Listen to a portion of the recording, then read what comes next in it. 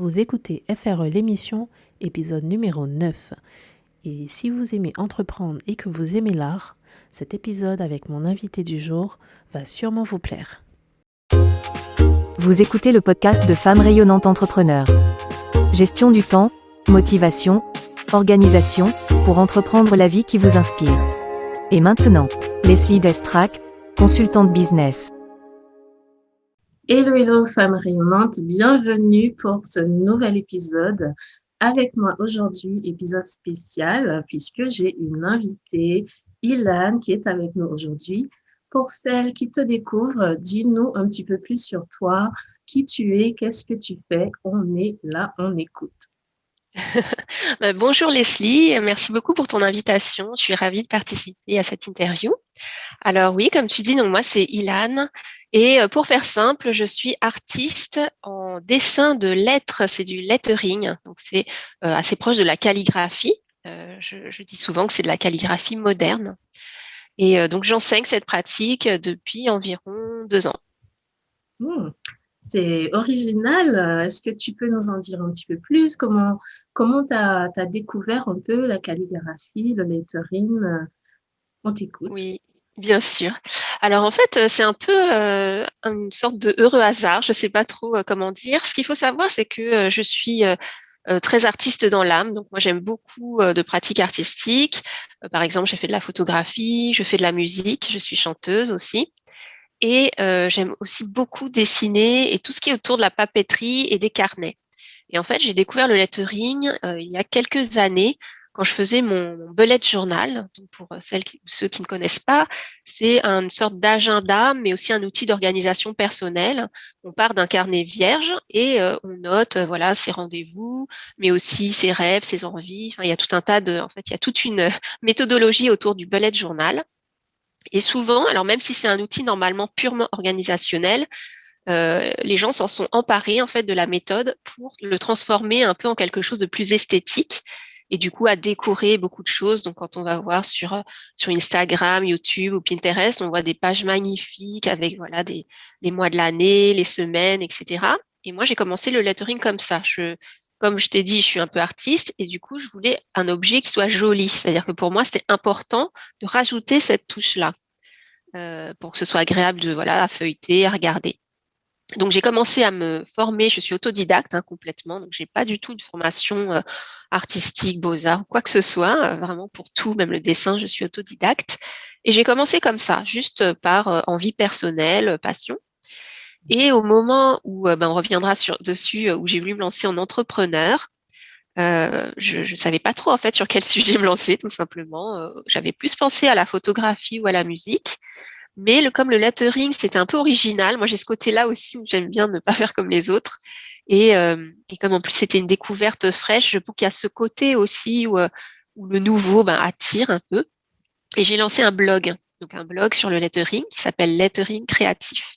Et sur ce blog, je partageais vraiment des tutos, des idées de lettering.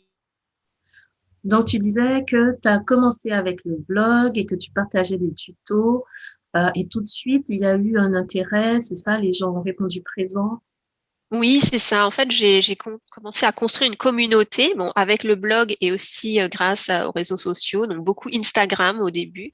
Mhm. Et ce qu'il faut savoir aussi, c'est que j'étais pas partie, on va dire, sans stratégie en tête, puisque j'avais suivi une formation sur le blogging. Donc, j'avais déjà mes étapes, en quelque sorte, Mhm. où je savais ce qui m'attendait, ce qu'il fallait faire pour aller jusqu'à faire une formation en ligne. Et donc, ça m'a D'accord. pris quand même une bonne année pour construire tout ça. Mhm, mhm. Ah oui, ça demande quand même un certain investissement et une certaine stratégie. On ne se lance pas comme ça, effectivement. Euh, et, euh, et ça s'adresse à qui exactement? Donc, c'est plutôt des personnes Oui. qui aiment bien l'organisation, les bullet journal, mais est-ce qu'il y a aussi d'autres domaines dans lesquels on peut utiliser le lettering au quotidien ou dans une activité particulière? Oui, tout à fait. Oui, tu as raison de soulever ce point. Aujourd'hui, comme j'ai pas mal de recul sur mes élèves et les personnes qui sont attirées par mon blog, Je peux dire qu'il y a effectivement donc la communauté du bullet journal, mais aussi la communauté des loisirs créatifs, c'est-à-dire toutes les personnes qui aiment faire, par exemple, des cartes, du scrapbooking, qui font déjà des choses de leurs 10 doigts. Donc, c'est souvent un profil assez féminin et un profil qui fait déjà une autre activité créative. Parfois, pas du tout dans le domaine, c'est-à-dire ça peut être de la couture, du tricot, ça peut être aussi du dessin, de l'aquarelle. Donc, j'ai quelques peintres qui veulent aussi rajouter des letterings dans leurs œuvres, par exemple mettre un mot ou une phrase inspirante sur une peinture, pourquoi pas. Et un autre domaine, c'est le sketchnoting. Donc, c'est la facilitation graphique. C'est le fait de prendre des notes en dessinant. Par exemple, admettons, tu écoutes une conférence et au lieu de prendre des notes au kilomètre, souvent on prend des notes dans un carnet et on ne revient jamais dessus. Eh bien, le sketchnoting te permet d'avoir une vision synthétique de ta conférence. Souvent, c'est en une seule page. C'est très synthétique et ça mélange du dessin et du lettering. Donc, du coup, après, quand tu y reviens, déjà, ça aide à la mémoire et ça te permet aussi d'une écoute active puisque tu fais une synthèse de ce que tu entends. Ça me fait penser un peu au mind mapping. Exactement, voilà. Le monde du Mm. sketchnoting, un peu dans le monde du mind mapping aussi. Ouais. Donc D'accord. voilà, il y a toutes ces communautés-là. Et après, les gens aussi qui le font juste pour le plaisir, pour, par exemple, écrire des cartes d'anniversaire, des cartes de vœux. Donc, c'est vrai qu'il y a des périodes de l'année où ça marche vraiment bien parce que il y a ce truc-là de je reprends un peu ma feuille et mon stylo pour écrire des mots à mes proches. Oui, c'est toujours original en fait. Il y a une petite touche personnelle qu'on apporte aussi comme ça à sa carte. Et franchement, l'idée, le concept, je le trouve très intéressant. Merci. Donc, pour toi, donc, tout ça, ça a commencé comme ça, avec l'idée du bullet journal qui devait être un peu plus joli, plus personnel. Oui. Et est-ce qu'il y aurait peut-être une croyance, un mythe, quelque chose que l'on pourrait croire et qui serait faux sur le lettering ou la calligraphie moderne? Oui, tout à fait. Bah, une des croyances, moi, que je vois le plus souvent, c'est les gens qui me disent, en fait, il y en a un petit peu deux, mais ça tourne autour de la même chose. Les gens qui me disent, je suis pas artiste, donc qui pensent que ça, c'est pas pour eux. Et beaucoup aussi qui disent, mon écriture est moche. Et les gens croient que pour faire de la belle calligraphie, il faut avoir une belle écriture. Et en fait, pas du tout. Pas du tout parce que on apprend des techniques. Et moi, mon écriture est tout à fait banale, hein, on va dire ça comme ça. Mais par contre, j'ai appris voilà, les bases du lettering, comment typiquement, il faut ralentir en écrivant, bien former les lettres et ça se rapproche vraiment plus du dessin, que de l'écriture. Et ce qu'il faut savoir, c'est que, c'est plus facile que le dessin puisqu'on part des lettres de l'alphabet, donc ça tout le monde connaît et on n'a pas besoin d'apprendre, voilà, des techniques, très compliquées de perspective, enfin, en dessin, c'est vrai que c'est très large. On doit apprendre, on fait du modèle vivant, par exemple, on fait des paysages. Enfin, c'est vraiment très vaste. Alors que là, bon, on part quand même des lettres de l'alphabet. D'accord, donc ça reste très accessible. C'est très accessible.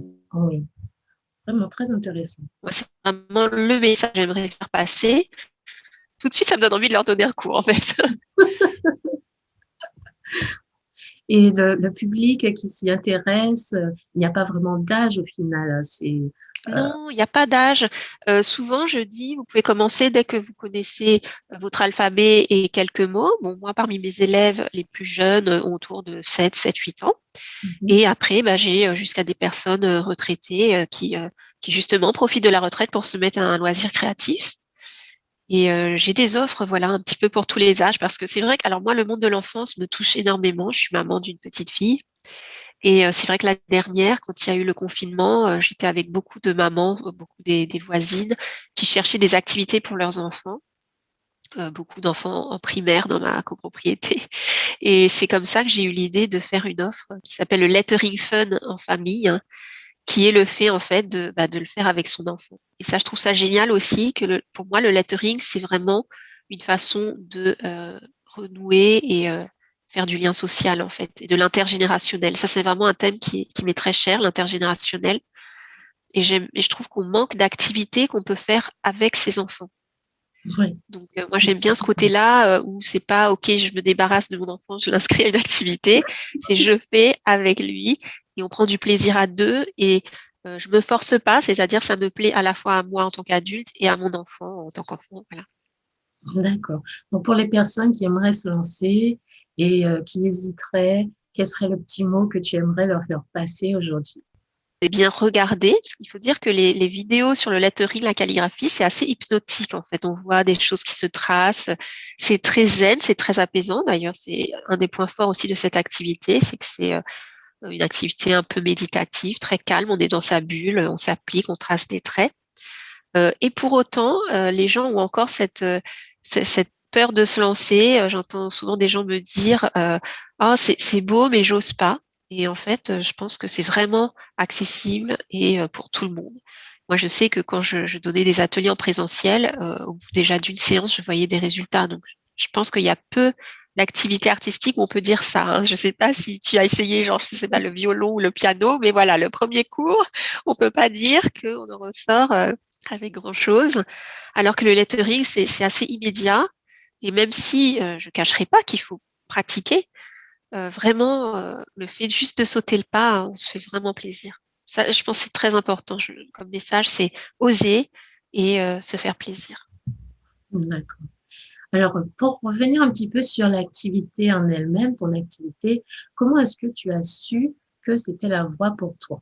Le fait d'entreprendre, de démarrer le blog et de construire tes premières formations. Comment ça, d'où vient le déclic? Oui, alors, ce que je dois dire, c'est que j'ai pas su tout de suite que c'était fait pour moi. J'étais vraiment partie, je me suis jetée dans le grand bain, c'est-à-dire que contrairement peut-être à d'autres personnes qui ouvrent un blog à côté de leur travail, moi, j'ai vraiment quitté mon travail. C'est-à-dire que, pourquoi? Alors, quelle a été ma démarche? C'est que en fait, avant ça, donc moi, j'étais chef de projet informatique, hein, donc aucun rapport, dans des grands groupes, donc voilà, cadre. Et ce qu'il faut savoir, c'est quand on est chef de projet, c'est très prenant. C'est-à-dire que c'est quand même difficile de faire une activité à côté.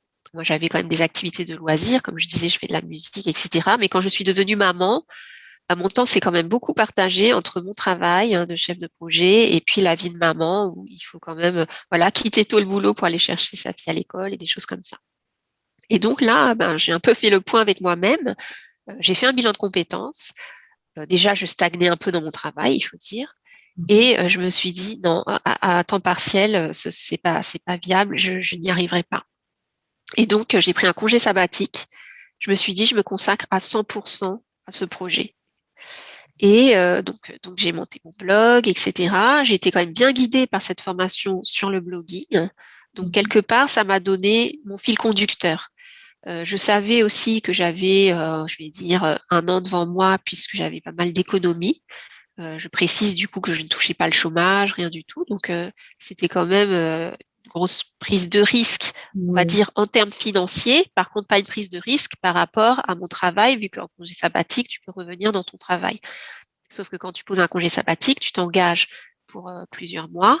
Tu ne peux pas revenir en te disant au bout de 3 mois, ça marche pas, je reviens à mon travail. Donc voilà, il faut quand même, enfin, oui, je tiens à préciser parce que beaucoup d'entrepreneurs, surtout à mon âge, hein, moi j'arrivais à la quarantaine quand je me suis lancée, Heu, on a cette peur-là, on ne sait pas en fait si on va tenir financièrement. Je pense que c'est l'obstacle numéro un des gens qui ont peur de se lancer, donc qui ont l'envie aussi, parce qu'il faut quand même avoir l'envie, c'est pas pour tout le monde l'entrepreneuriat. d'accord. Mhm. Et du coup, voilà, moi, d'ailleurs, c'est même le contraire. Moi, quand j'étais salariée et que j'entendais des collègues rêver de lancer leur boîte et lancer des idées à la machine à café, bah, moi, j'étais plutôt en retrait. Je me disais: «Oh là là là là, moi le salariat, ça me va bien, les congés payés, ça me va bien, les RTT, c'est super». Et en plus, comme j'ai toujours été dans des grands groupes, j'avais vraiment tous les avantages qu'on sait dans les grands groupes, le comité d'entreprise, la mutuelle, tous ces trucs-là, voilà, qui font en plus quand on est jeune maman, qui sont très rassurants. Oui, en Mais je fait. pense qu'il y a un moment dans la vie où aussi, on a des regrets si on ne sait pas prendre des risques et si on entend une petite voix intérieure qui nous dit quand même: «Ah, tu n'as pas envie de bouger par hasard?» ou «Est-ce bien pour toi cette vie jusqu'à ta mort?» Enfin vraiment, je voudrais pas être morbide, mais il y a quand même un moment où on sait que, bah, voilà, qu'on ne peut pas être sur son lit de mort avec des regrets. Mm. Donc voilà, il y avait tout ça et je pense que ce qui m'a vraiment fait passer le pas, c'est la maternité. C'est le fait de ne plus trop supporter les horaires de boulot, lundi au vendredi, 9h, 17h30. En plus, bon, moi, j'avais des horaires assez cool. J'étais très proche géographiquement de mon travail, donc je partais à 17h, 17h30 pour chercher ma fille à l'école. Et il faut savoir que 17h30 pour une chef de projet, ça fait tôt. Hein, c'est-à-dire que je refusais les réunions de 17h et 18h. Mm. Donc clairement, voilà, tout ça, c'est quand même des choix, des décisions. Et il y a un moment où ça devient une évidence, où on se dit finalement, qu'est-ce que je risque? Est-ce que je vais mourir si je pose un congé sabbatique? Non, clairement non. D'ailleurs, je suis là pour en parler. Et au pire, voilà, j'avais un peu fait plein de scénarios dans ma tête, etc.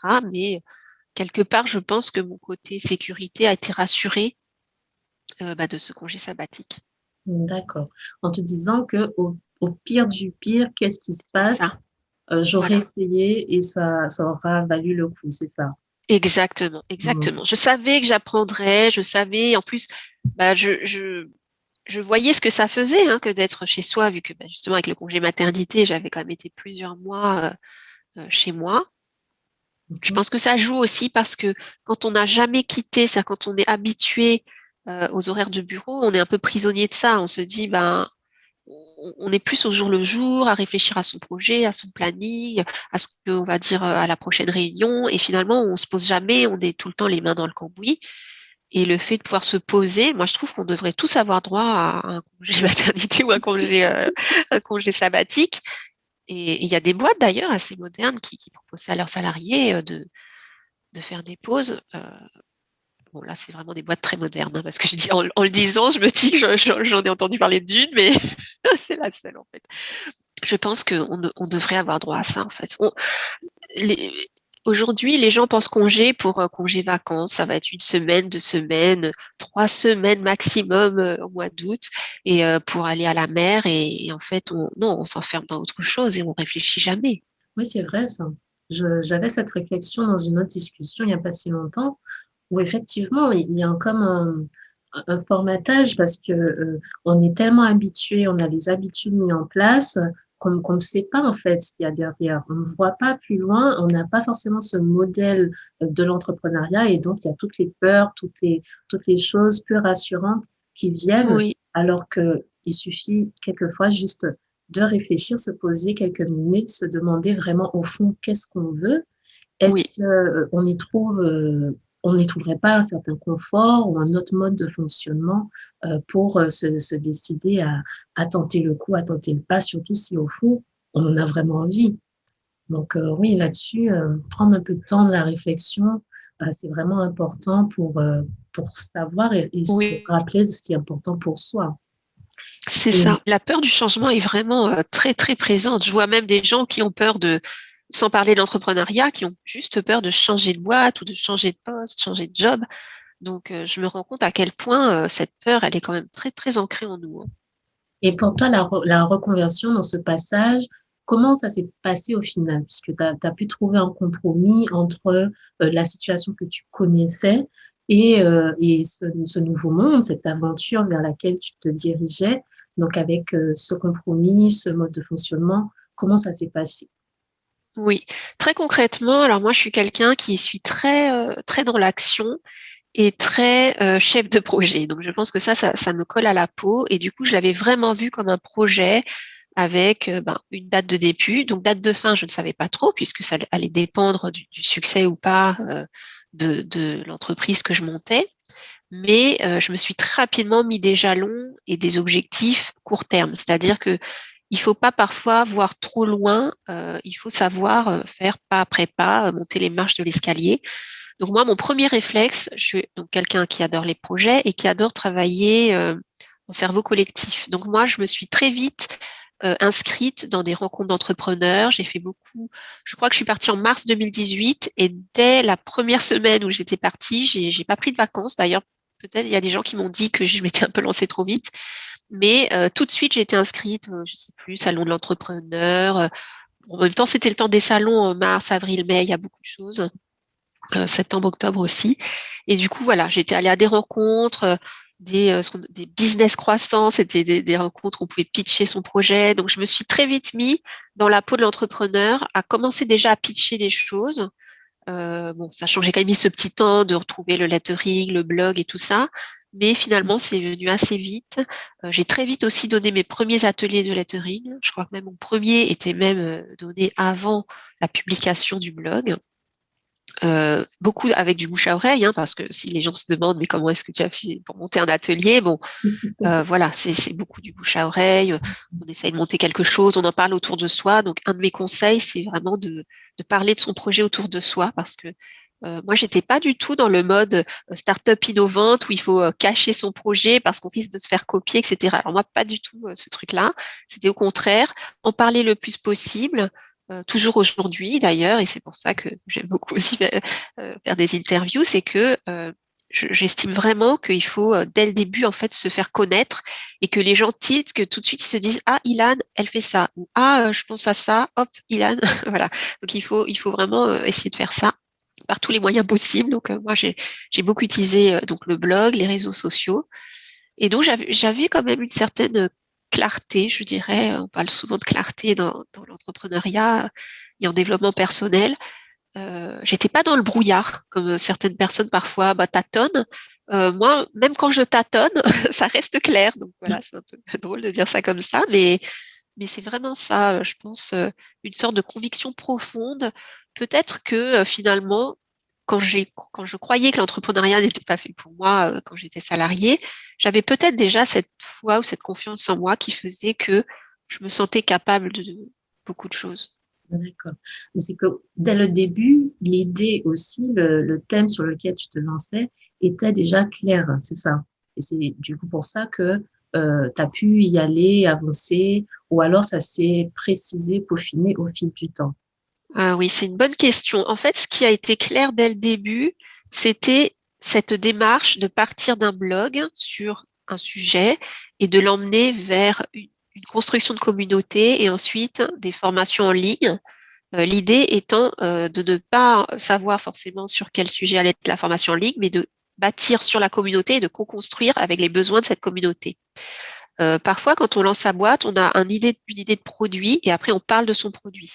Moi, non, j'avais une idée de sujet et je m'appuyais sur ma communauté pour après définir avec elle le produit. Donc, pour être sûr que le produit que j'allais lancer correspondait à leurs besoins. Donc, ça, déjà, c'est très important. En revanche, ce sur quoi? Donc, ça, c'était clair. En revanche, ce qui n'était pas clair, c'est si le lettering était le bon sujet. Parce que quand j'ai lancé le blog, comme je te disais, j'hésitais entre le lettering, la photo, ça aurait pu être la cuisine, la couture, enfin voilà. Donc ça, dès le départ, je ne pouvais pas savoir à ce moment-là si le lettering allait me plaire tout le long du parcours. Et ce que je m'étais dit, c'était que je marchais un peu en mode agile. Donc je testais sur le lettering. De toute façon, j'apprenais sur comment faire un blog, comment construire une communauté. Et si, je ne sais pas, au bout de 6 mois ou un an, le lettering ne me plaisait plus, j'aurais été capable de repartir de zéro sur un nouveau blog, sur un autre sujet, mais en ayant acquis toutes ces compétences et connaissances sur le chemin. D'accord. Je ne sais pas si c'est clair ce que je veux dire. Donc du coup, j'étais plus dans l'apprentissage, on va dire, d'une technique et d'une stratégie que sur le thème même de mon entreprise et de mon blog. D'accord. Donc, pour celles qui nous écoutent, si l'idée n'est pas claire dès le départ, ne vous en faites pas. L'important, c'est de commencer. C'est ça, exactement.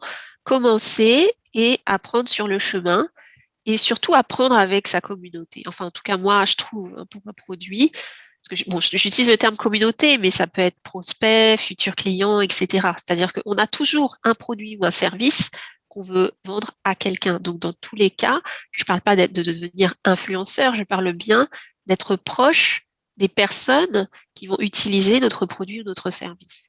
Mais tout à fait. L'erreur, enfin, une des erreurs que j'ai pu constater, ce sont les personnes qui vont essayer de construire quelque chose, de préparer un produit, une formation, mais en étant coupées du besoin, au final, de leur audience, de leur communauté. Et C'est ensuite, ça. une fois que ça arrive, une fois que c'est prêt, ça plaît pas forcément à l'audience. Et là, il y a un Oui, décalage entre le désir de la personne qui produit et les besoins concrètement de l'audience. Donc, oui, effectivement, c'est très, très important, magnifique de souligner ce point. On construit quelque chose avec l'audience c'est et ça. pas autrement. Oui. Et pour toi, quelle a été la difficulté particulière ou quelque chose, un obstacle qui s'est présenté dans ces débuts, dans cette aventure? Oui, pour moi, la principale difficulté, c'est le temps. Donc, le temps est à la fois ton ami et ton ennemi. Donc, il faut savoir, voilà, l'apprivoiser. Ce qui se passe quand on se lance, c'est que on a beaucoup de clichés, de croyances sur le temps. Euh, il y a un mélange d'impatience, souvent, c'est-à-dire qu'on lance des actions, donc on veut les résultats, donc on est impatient. Et en même temps, quand on se lance dans l'entrepreneuriat, on a beaucoup entendu dire oh, attention, il va te falloir 3 ans avant de réussir, ou ah, attention, ça vient pas tout de suite, etc. Et ça, j'aimerais vraiment détruire cette croyance-là parce que en pensant comme ça, c'est pas aidant. C'est-à-dire qu'on va se dire oui, oui, ok, bah c'est dans 3 ans en fait que je vais pouvoir me rémunérer ou ceci ou cela. Je pense que non, il faut essayer de partir assez rapidement sur un modèle qui va marcher, je vais pas dire dès le début, là, ce serait un peu exagéré, mais de garder ce focus sur quelque chose de viable et pas le ok, je me paierai en dernier, je réinvestis tout et moi c'est à la fin. Ou c'est un peu, je pense, le piège des personnes qui partent suite à, par exemple, une rupture conventionnelle et qui se disent voilà, j'ai 2 ans de chômage devant moi. Ça ne veut pas dire qu'on va réussir à se payer dès le premier mois, hein, c'est pas ça que je dis. Mais cette notion de temps entre impatience et trop de patience, on va dire, c'est pas si facile à gérer. Et aussi par rapport aux montagnes émotionnelles, la montagne russe émotionnelle, euh, parce que c'est assez difficile. On commence souvent seul, à part des personnes qui très vite se mettent avec un collaborateur, mais moi, ça n'a pas été mon cas. Donc, je partais seule dans une famille, un environnement qui n'est pas dans l'entrepreneuriat. Oui. D'où mes rencontres et le fait que je me suis très vite mis dans des salons d'entrepreneurs, des groupes Facebook d'entrepreneurs, etc., etc. Donc ça, c'est important de rompre avec une forme de solitude et ne pas se faire des images toutes faites de type je dois arriver tout de suite à faire 1 million ou au contraire, je vais attendre 3 ans avant de faire mon premier million. Bon. Déjà ça, essayer voilà, et, euh, et puis, on parle souvent de persévérance, mais c'est ça, en fait, ce qui est dur, c'est que quand on veut être persévérant, est-ce qu'on persévère dans une erreur? Parce que ça va être un petit peu embêtant quand même, on peut persévérer longtemps dans un mauvais chemin, on va dire, ou est-ce qu'on persévère et on construit? Donc, moi, je crois beaucoup à l'effet cumulé, c'est-à-dire que typiquement, la stratégie blogging, c'est ça, c'est très, très ingrat au début, mais vraiment, hein, c'est-à-dire qu'on écrit dans le vide, disons-le clairement. D'ailleurs, beaucoup de marketeurs disent de ne pas commencer par un blog parce que c'est ingrat. Donc, on écrit ses premiers articles peut-être pour sa famille et sa maman, qui seront les seuls lecteurs, soyons clairs. Et il faut apprendre, comme je l'ai dit au début, à promouvoir, c'est-à-dire parler de soi tout le temps. Enfin, ça paraît égocentrique, mais en réalité, ça ne l'est pas. C'est-à-dire que les gens, en général, bon, même si c'est que par politesse, vont s'intéresser à votre projet quand même. Et puis, il faut en parler dans les bons endroits. Hein. J'ai pas dit saouler votre famille, parce que justement, la famille n'est pas votre prospect. Hein, non. Enfin, ça dépend de votre produit, mais bon, admettons. Et du coup, donc garder, donc je vais un peu essayer de résumer, parce que là, je pars un peu dans tous les sens, mais il y a la notion de temps. Donc, être persévérant, s'entourer, savoir avoir confiance en soi pour faire face aux montagnes émotionnelles, parce que ce qui est très curieux dans les montagnes émotionnelles, c'est que vraiment, ça va, ça vient, mais ça peut être sur des périodes très courtes comme plus longues. C'est-à-dire qu'on peut avoir juste un coup de découragement, on va dire un soir, et puis le lendemain, ça y est, on est reparti. Et ça peut être plusieurs jours, et là, il va falloir se battre et prendre sur soi pour ne pas tout lâcher, quoi. Donc, tout l'importance aussi d'être bien entouré. Oui, c'est ce que j'avais. Et voilà, donc moi, je pense que ma principale difficulté, ça a été ça, le doute, surtout quand les résultats alors, les résultats, c'est dur à dire. Bon, les résultats chiffrés, évidemment, on les regarde.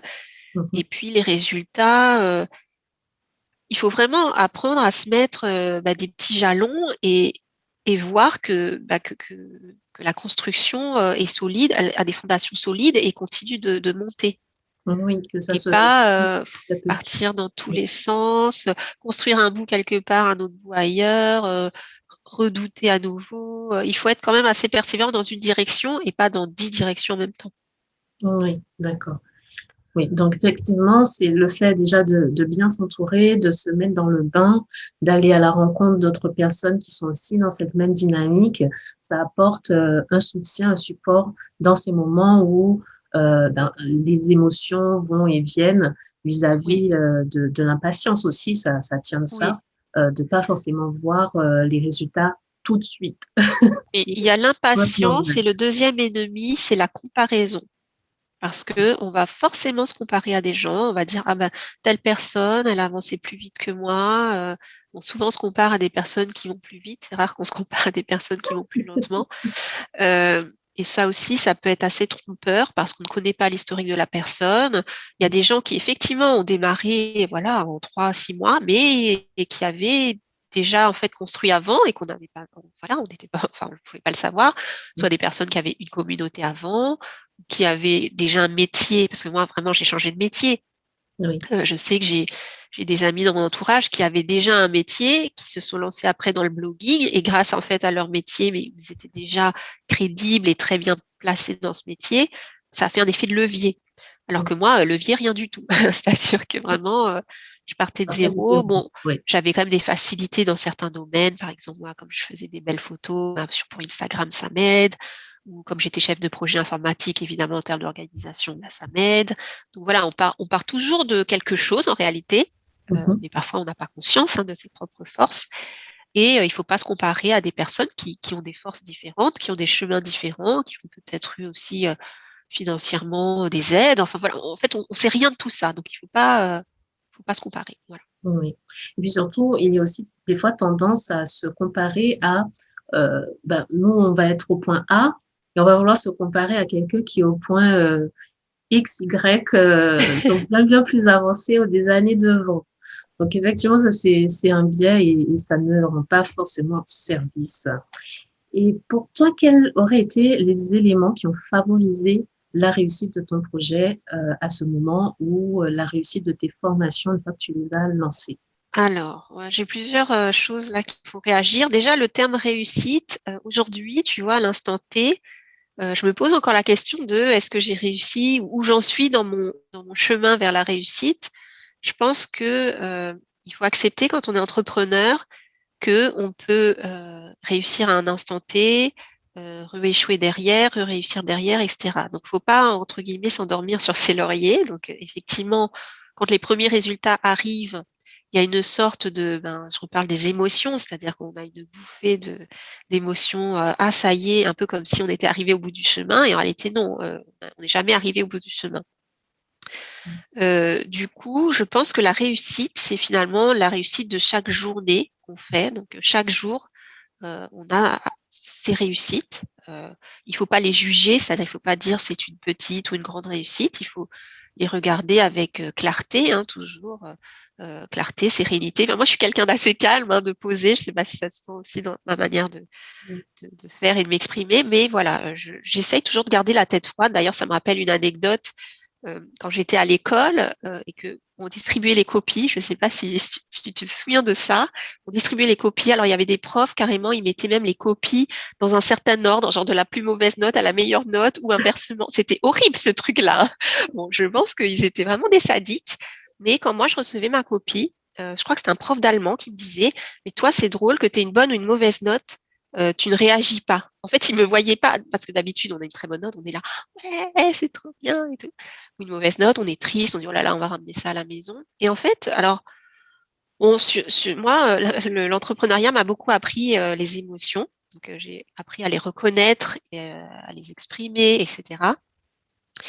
Et donc, je sais même plus pourquoi je dis ça. Euh, ah oui, pour la réussite, oui, voilà, par rapport à voilà, une réussite, admettons, on va, je sais pas, décrocher un super beau contrat à 100 000 euros, je sais pas quoi, évidemment, il faut célébrer, ça, Joie, c'est très important. l'enthousiasme, oui. Mais je veux dire, il peut arriver les deux, c'est-à-dire que un jour, tu peux avoir la super réussite, le lendemain, un super échec, le lendemain, ce que tu croyais être une réussite, en fait, était finalement un échec, pas pour raison X ou Y, je vais pas raconter des scénarios, mais voilà, donc il faut garder une certaine, faut garder la tête froide, voilà, on est content, mais bon, moi en plus, je suis quand même quelqu'un de positif, donc je vais plutôt voir toujours le côté positif même Oui. de ce qu'on pourrait appeler un échec. Mais c'est surtout, on dit un peu, chaque jour suffit sa peine, c'est un peu ce truc-là, c'est-à-dire qu'on avance sur un chemin sans trop juger. De toute façon, en plus, quand on est au jour J, c'est trop chaud dans la tête, faut pas réagir à chaud, quoi. Donc, ok, parfois, voilà, il peut y avoir une réussite, il peut y avoir quelque chose qu'on a considéré un peu comme un échec, mais on continue d'avancer. Donc, pour quand même répondre à ta question, aujourd'hui, oui, je suis contente de mon parcours.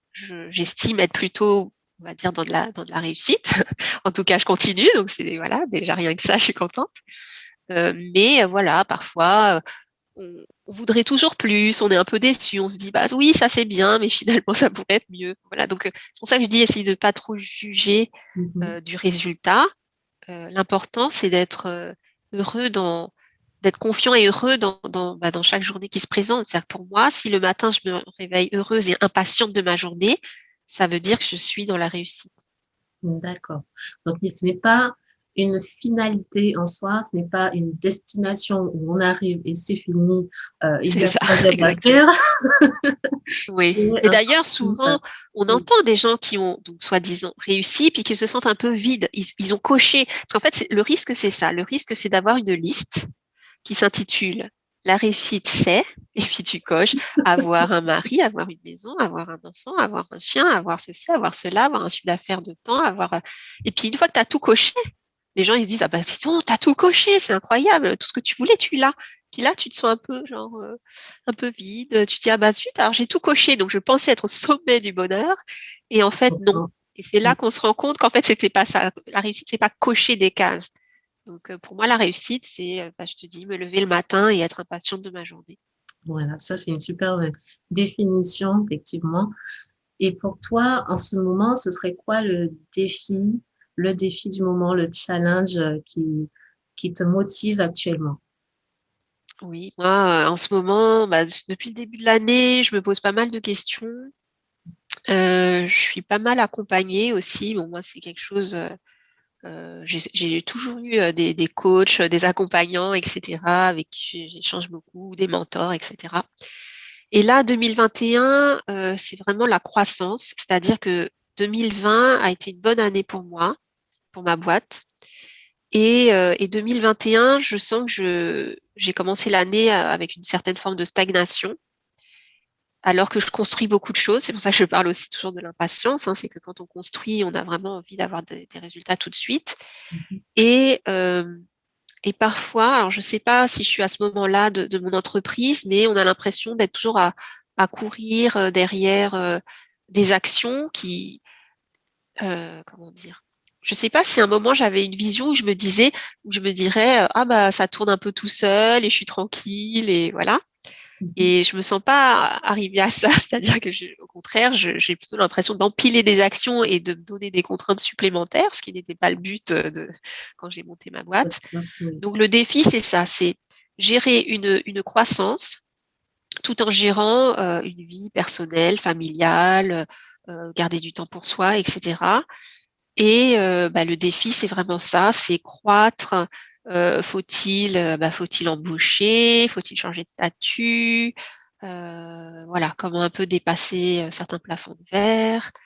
Aujourd'hui, Mhm. c'est autour de toutes ces questions. Je me pose beaucoup de questions sur mon changement de statut et le fait de prendre pas forcément embaucher, hein, là je suis encore en micro-entreprise, Mhm. mais prendre des freelances, des missions, voilà, pour me déléguer. En fait, voilà, le gros défi 2021, ça va être, je pense, déléguer certaines choses. Et le deuxième défi 2021, c'est aussi je l'avais mis dans mon bullet journal, le mot 2021, c'est célébrer. J'ai beaucoup de mal à me poser, à me dire, je célèbre mes réussites, justement. Ça, c'est un truc, et pourtant, j'y crois dur comme fer que si on ne s'arrête pas un moment pour se poser et de dire, OK, j'accepte de m'auto-congratuler, on va dire, ou de célébrer, on va toujours courir après quelque chose, le pas suivant, la brique suivante, monter les marches de l'escalier, voilà, toutes Oui, les images qui vous viennent à l'esprit. sans vraiment Euh, réaliser ce qu'on a déjà parcouru, en le fait. chemin parcouru Construit. Oui. est énorme et ça, c'est quelque chose que j'ai du mal à accepter parfois. Je me dis, ben non, puisque moi, je veux aller beaucoup plus loin là devant moi, je cours, je cours devant moi et je me rends pas compte de ce que j'ai déjà accompli. Donc oui, m'arrêter, célébrer et déléguer, croître sans que ma vie familiale, personnelle en pâtisse. Hmm. Voici mes Très défis. intéressant. Ça veut dire en fait qu'au début, quand on se lance, il y a peut-être une certaine organisation qu'on va mettre en place et tout le long du chemin, tout le long de j'allais dire de la croissance de l'entreprise, l'organisation va changer, va se transformer. Ce qui fait que Ah oui, même en avançant, en ayant déjà obtenu ceci ou cela, il y a encore de quoi faire, encore de quoi construire. Et c'est vraiment ça, c'est ah le oui. parcours, c'est l'aventure en elle-même qui construit ce sentiment, en tout cas, de réussir et d'être en train de faire quelque chose qui est inspirant. Même la meilleure des organisations peut toujours être améliorée. J'aime bien le répéter parce qu'au final, c'est vrai. Et donc, dans ton quotidien, pour toi, vivre sereinement ton activité, euh, est-ce que tu as une organisation type ou des actions clés qui pour toi t'apportent cet équilibre entre vie professionnelle et vie personnelle? Oui, moi je crois beaucoup. Donc j'ai déjà parlé de l'effet cumulé. Donc je crois beaucoup aux petites actions qui se construisent et donnent des gros résultats. Et dans l'effet cumulé, il y a vraiment un effet de levier. C'est-à-dire que c'est pas juste 1 plus 1 plus 1. C'est-à-dire qu'au début, ça va être 1 plus 1, puis soudain, ça va faire plus 10, plus 20, plus 100. Donc ça, voilà, j'y crois énormément. Et aussi au rituel, c'est-à-dire que, et ça va un peu de pair, c'est-à-dire que des rituels, une certaine régularité, de certaines actions fait que ça va conduire à l'effet cumulé. Donc je donne quelques exemples. Moi, j'ai été beaucoup influencée par, le Miracle Morning, hein, comme je pense, pas mal d'entrepreneurs. Après, c'est comme l'entrepreneuriat, c'est pas fait pour tout le monde. Donc ce qui est pas mal avec ça, c'est que ça t'ouvre quand même la porte à il y a quand même pas mal de petites clés sur justement la ritualisation. Et après, ce que je trouve intéressant, c'est de pouvoir se l'approprier et l'adapter à son mode de vie à soi. C'est-à-dire que, voilà, moi je t'ai dit par exemple, je suis maman, je pense que beaucoup de rituels vont changer selon que tu sois maman ou pas, selon le nombre d'enfants que tu as, selon la ville où tu vis, enfin plein de choses comme ça. Par exemple, si tu vas aller courir en forêt ou au bord de la mer, bah, si tu vis pas au bord de la mer, t'es bien embêté. Donc voilà. Donc moi j'ai commencé par ça, mettre des rituels en place, avoir une bonne hygiène de vie. Donc surtout quand on commence et qu'on est solopreneur, il faut vraiment faire attention à soi, à sa santé, voilà, pas partir en burn-out de l'entrepreneur. Donc moi, ce qui est important pour ma santé, c'est tout ce qui est nourriture et activité physique. Donc moi, je fais de la danse. Donc, tous les matins, j'ai un cours de danse et tous les jours, je fais 30 minutes, entre ouais, 15, 30 minutes, parfois 45 minutes, ça dépend aussi des jours, de danse. Donc ça, c'est vraiment voilà, tous les matins. Et parfois, quand je déroge à la règle, admettons qu'un matin, je n'ai pas fait de danse, j'arrive à le caler, je sais pas, en début d'après-midi ou quelque part, parce que voilà, je peux pas vivre sans. Donc, voilà, il y a ça, je m'accorde de la souplesse, mais il y a quand même des sortes de choses un peu incompressibles. Donc il y a ça. Après, moi, ce que j'aime beaucoup dans le Miracle Morning, c'est tout ce qui est les aspects écriture et lecture. Donc, pareil, tout ce qui est, je me forme, que ce soit en lisant, en écoutant un podcast ou en regardant une vidéo. Donc tous les jours aussi, j'ai une partie où je me forme et j'ai une partie où j'écris. Donc ça peut être, bah, bon, moi j'ai un bullet journal, donc je peux écrire dans mon bullet. Après, j'ai aussi plein de carnets à côté. Tu vois, à ma table, il y a toujours, j'ai toujours plein de petits carnets et voilà, je vais écrire dedans. Donc ça peut être de tout, hein, des idées, des listes de courses, voilà, n'importe. Puis en plus, comme je fais du lettering, parfois j'en profite aussi pour faire des jolis titres. Et puis hop, voilà, ça me fait d'une pierre deux coups. Je fais une photo pour Instagram et puis en même temps, j'ai fait des trucs. Donc écriture, lecture, apprentissage, sport. Donc en nourriture, je teste des choses. Donc moi, c'est vrai que cette année, par exemple, j'ai pris une coach naturopathe pendant 2 mois, les 2 premiers mois de l'année. Donc là, j'ai fini le petit cycle, mais on a beaucoup échangé sur, ce que c'était la santé, ce que c'était, voilà, savoir s'hydrater, savoir s'aérer, savoir manger, quoi manger, et cetera. Bon, moi, je suis très, ben, étant maman, j'ai aussi toute la problématique autour des repas familiaux, même si, j'ai la chance d'être beaucoup aidée de ce côté-là par mon mari, on a vraiment un très, très bon partage des tâches. Mais voilà, donc je fais du jeûne intermittent, par exemple, donc je ne Mhm. mange pas forcément à tous les repas. Donc tout ça, voilà, fait partie trucs et astuces d'entrepreneur, mais c'est vrai que prendre soin de soi, puisqu'on est quand même notre premier, enfin voilà, on est notre propre patron, notre propre force de travail. Moi, je sais très bien que si je tombe malade une semaine, ça va avoir un impact sur ma société. Donc, ouais, je sais pas, je crois que depuis que je suis entrepreneur, donc 2 ans et demi, 3 ans, enfin depuis 2018, on va dire, je pense que je n'ai jamais été malade, par exemple. Bon, bah, je touche du bois, mais ça fait partie, des trucs et en même temps, il faut savoir se lâcher la grappe et justement se reposer quand il Mhm. le faut. Donc, par contre, moi, je fais partie d'entrepreneurs qui ont pris beaucoup de vacances. Donc moi, je pars en vacances en famille, on est partis beaucoup au ski, on va à la mer, on va voilà, à la montagne, en forêt, tout ça. Très Oui. important aussi Donc, de donc se l'idée, prendre des pauses. c'est ça, c'est de pouvoir construire son entreprise autour de sa vie et non pas Ah de oui, sacrifier sa vie, son énergie dans ah la oui, construction complètement. de son Ah entreprise. oui, oui, oui. Oh là là, ça c'est super important. Et ça, le contrat était posé dès le départ. C'est-à-dire que c'est bien mon entreprise au service de ma vie et pas ma vie dédiée à mon entreprise. Alors là, Mhm. c'était hors de question. Enfin, disons, je quittais pas une prison pour une autre prison, on va dire ça comme ça. Et on est parfois son pire patron, hein, ça il faut le savoir. C'est que les heures sup, moi on peut plus raisonner en heures sup quand on est entrepreneur. C'est-à-dire que de base, tout est décloisonné. Donc voilà, ça peut m'arriver si j'ai une idée, bah, hop, le carnet, je vais noter. Je vais pas me dire ah bah non, je suis en pause, j'ai pas le droit de noter mes idées. Enfin voilà, ça marche pas, hein. Et jour et nuit, hein, je précise. C'est pour ça que c'est important de mettre en place des rituels, comme tu Voilà. le disais tout à l'heure, des choses qui te permettent de te ressourcer Oui, et de construire en fait ce bien-être au centre et ton entreprise autour. oui. D'accord. Et Et attention, hein, ma vie n'est pas parfaite, hein, je fais des écarts, hein, parce que là, je fais un peu la genre, oh oui, je mange que des carottes râpées. Mais non, non, comme tout le monde, hein, je peux craquer sur un carré de chocolat, il n'y a pas de souci. Mais voilà, faut voilà, se lâcher prise. Mais quand même, oui, ne pas mettre son entreprise au centre de sa vie, hein, c'est vraiment pas ça, hein, l'idée. effectivement, si Se le mettre but, soi au centre de sa c'est vie. d'avoir plus de souplesse, d'avoir plus de flexibilité dans son temps, effectivement, c'est à considérer avant et même au quotidien dans les décisions, puis c'est des décisions quotidiennes qui font ben, qu'on privilégie telle situation plutôt qu'une autre. Et bien évidemment, ce n'est pas rigide le fait d'organiser ses journées, la façon dont on gère. Si aujourd'hui on a envie d'avoir le cours de sport ou quoi que ce soit, on peut toujours Oui, réaménager ça oui, de c'est ça. façon qui plaise, Oui. qui nous plaise à nous, en fait. Et puis qui nous motive et ouais. Mais après ça devient un plaisir. Enfin, faut savoir que voilà, moi je suis pas sportive par exemple et si j'ai trouvé la danse, je pense qu'on est tous capables de trouver le truc qui va nous plaire, que ce soit de la marche, voilà, de la marche en forêt. Moi, c'est la danse, il y en a, c'est le yoga, il y en a, ils veulent se dépenser, ils vont faire de la boxe. Enfin voilà, il y a quand même assez de choix pour trouver le truc. Faut pas se trouver l'excuse de: «Je suis pas sportif» ou «Je me bouge pas trop». Enfin, Oui. Alors, donc, pour toi, ben déjà, est-ce que parmi toutes les questions que j'ai posées, peut-être qu'il y a une question que tu te serais posée si tu étais à ma place et que je n'ai pas posée? ah!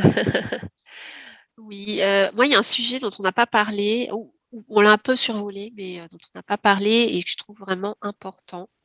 Et je pense que j'aurais peut-être aimé qu'on me le dise quand je me suis lancée. Tadam! Qu'est-ce que ça va être?